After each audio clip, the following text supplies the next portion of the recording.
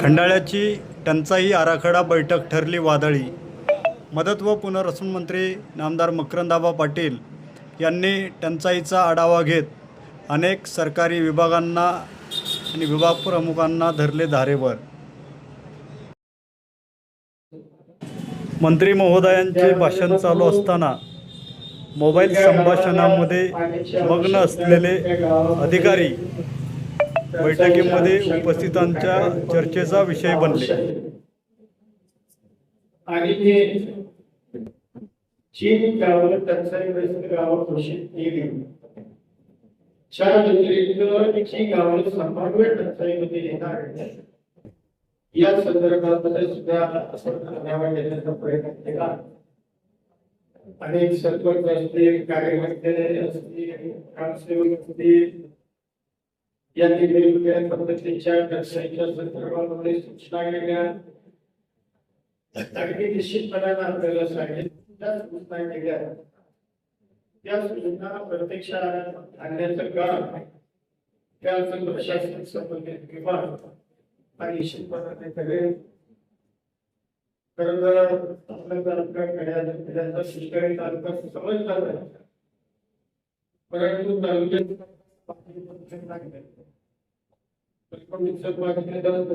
पाणी येतं.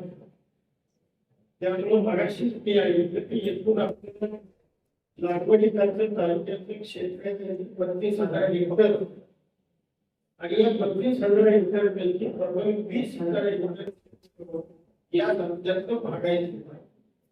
म्हणजे ज्या तालुक्यामध्ये काय सोल्या दिवाळीला ऊस शोधावा लागत होता त्या तालुक्यामध्ये 20,000 हेक्टर भागायचं.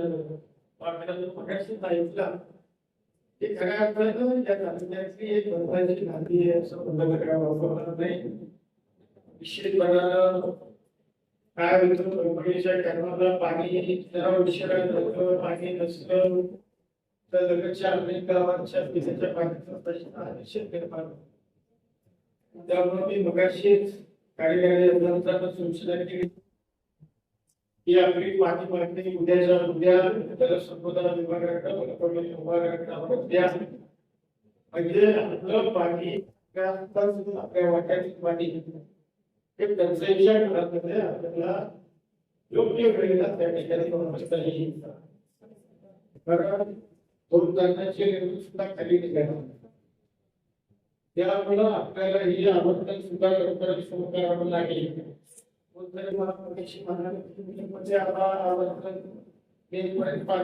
शिल्लक राहायचं तर हे लवकर आपल्याला आवर्तनाचा निर्णय घ्यावा लागेल. त्यामुळे आमच्याकडे 2 बार पाणी असलं, पाण्याला पाणी लागेल तर पाणी टिकण्याची शक्यता असते. झाले पाणी सोडलं तर पाणी जास्त नवीन शोषून केलं. त्यामुळे आपल्याला या संदर्भात सुद्धा बाकी ज्या काही उपाययोजना आहेत त्याही संबंधित विभागानं विकरण असेल,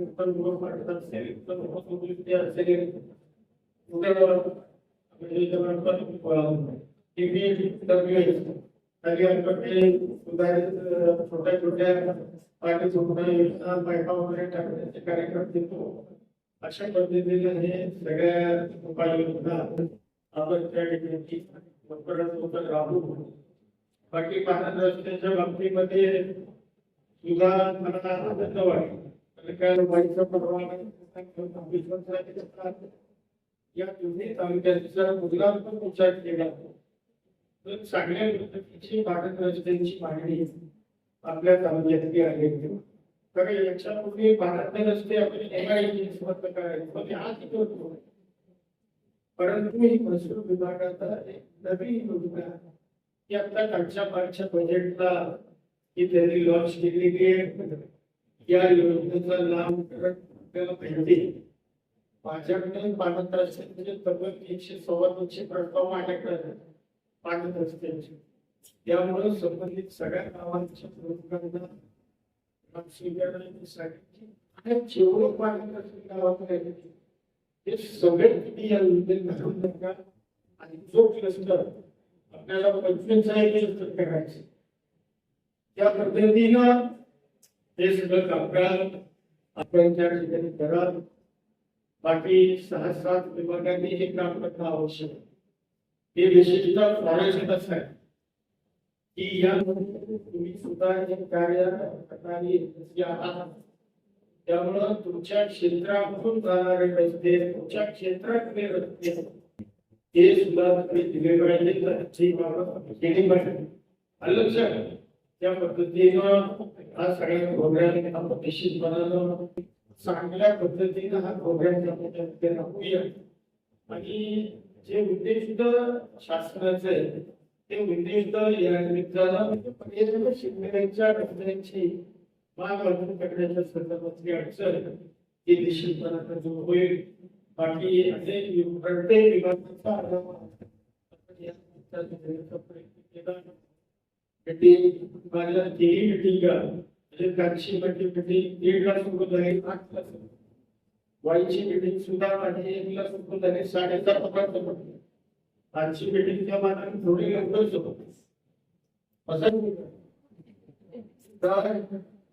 अशा पद्धतीनं वेळ जाऊ नये, परंतु प्रत्येक विभागाचा आढावा आणि त्या अनुषंगाने लोकांच्या आपल्या गावाच्या कारण रोज ते आपल्या गावात बैठक घेतली आणि मग या आढावा बैठकीमध्ये गावांचे लोकांचे हे या निमित्ताने व्यासपीठ आहे. सगळे अधिकारी या बैठकीला उपस्थित असतात. त्यामुळे ताबडतोब आपण या सूचना संबंधित विभागाला, संबंधित अधिकाऱ्यांना देऊन या बाबतीत ही कामं मार्गी लावण्याचा प्रयत्न करत असतो. त्याकरता या बैठकीचं आपण आयोजन केलं. आपण सगळेजण मोठ्या संख्येनं या बैठकीकरता उपस्थित राहिला.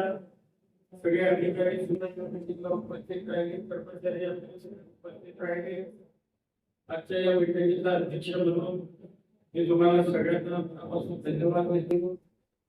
आणि निश्चितपणानं आपण एक चांगला विकासात्मक वाटचाल करणारा तालुका म्हणून या तालुक्यामध्ये प्रत्येक विभागाच्या अधिकारी कर्मचारी वर्गाने या संदर्भामध्ये चांगलं काम करणं हे आवश्यक आहे. ते आपण केलंच पाहिजे अशा पद्धतीचा माझा स्वतःचा आग्रह आहे आणि ते तुम्ही करा अशी अपेक्षा व्यक्त करतो. आणि अधिकचा वेळ घेता ही मीटिंग संपली असं मी या निमित्तानं